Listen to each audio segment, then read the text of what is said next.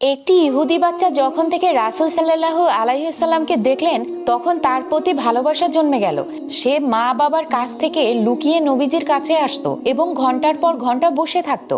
একবার সে 2-3 দিনেও আসলো না। খোঁজ নিয়ে জানা গেল বাচ্চাটি অসুস্থ।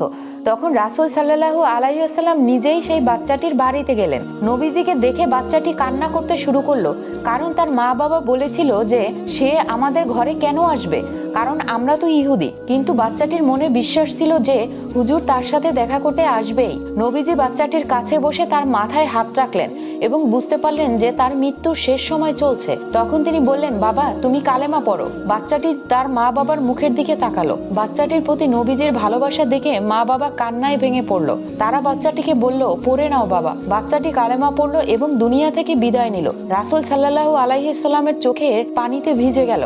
তিনি বললেন, আমি ওকে জাহান্নাম থেকে বাঁচিয়ে দিলাম। সুবহানাল্লাহ।